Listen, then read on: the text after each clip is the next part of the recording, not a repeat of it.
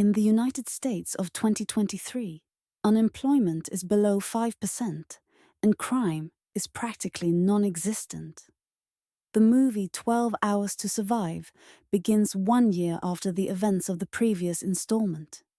Here, we'll follow the story of Ava, who, 3 hours before the annual purge begins, is still at work. She leaves her job and upon reaching the entrance of her building, encounters her neighbor, who offers her protection for the night.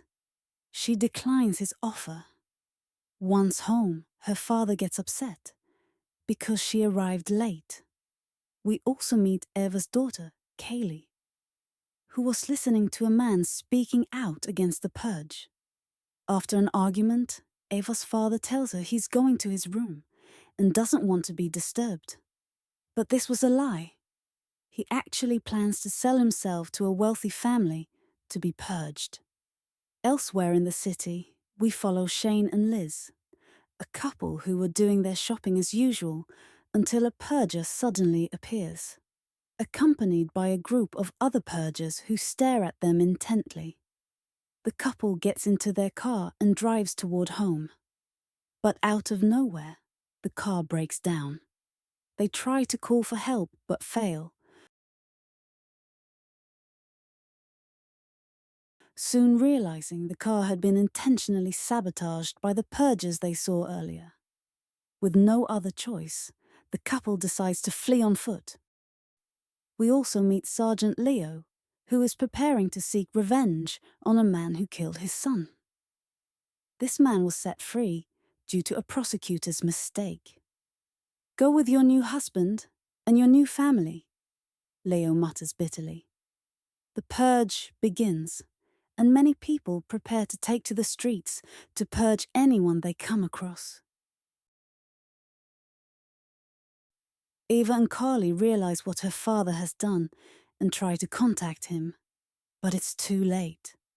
At that moment, the bald neighbor bursts into their apartment, intent on harming them because Ava had ignored him. Just then, an armed group arrives at the building, kills the bald neighbor and drags Ava and Carly out into the street. Luckily, Leo happens to be passing by, hears their screams, and decides to help them.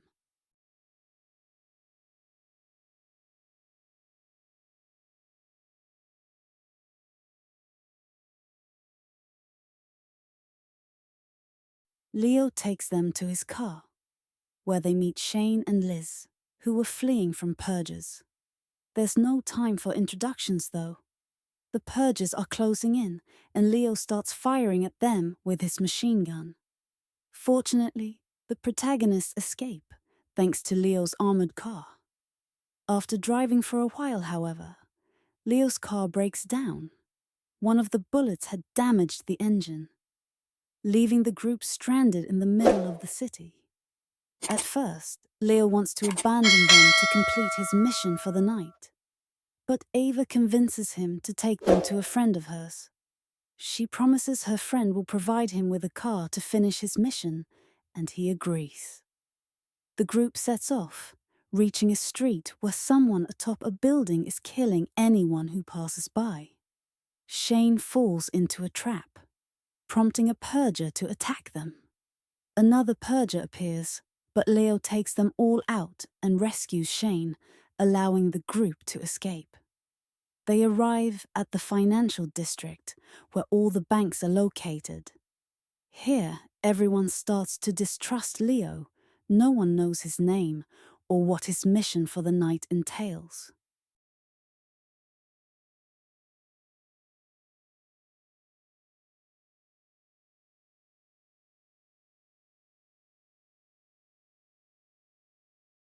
A little later, they come across a truck belonging to the armed group, filled with bodies. They notice screens inside the truck connected to street cameras across the city, including one targeting Ava's building.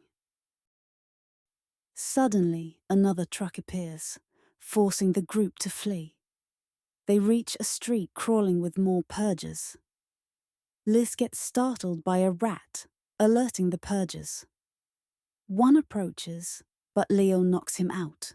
The group runs, eventually reaching the subway tracks, where purgers kill a couple of homeless people nearby. As the protagonists start running, Shane and Liz stop to shoot at the purgers. Unfortunately, Shane takes a bullet. Despite this, he keeps firing until they manage to make the purgers' car explode. The group makes it to the street and heads toward Ava's friend's house. They arrive, and Tanya welcomes them, offering safety.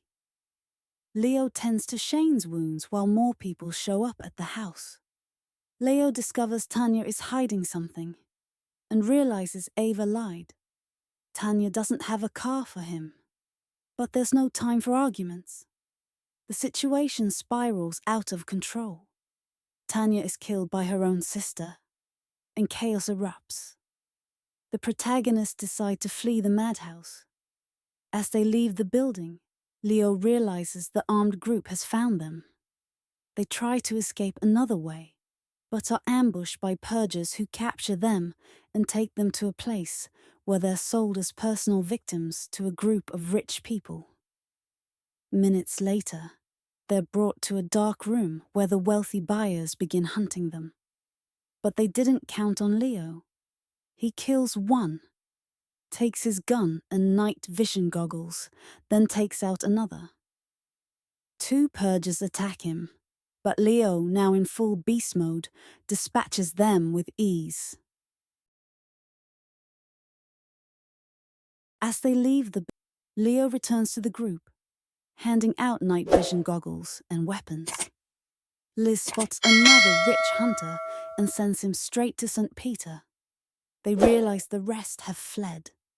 The lights in the room turn on and guards storm in. The group doesn't know what to do. The guards kill Shane, and just when it seems like it's over, a group of anti-Purge fighters bursts in, including the homeless man from the previous movie. They save the protagonists. The anti-Purgers stay behind, while Eva, Carly, and Leo escape.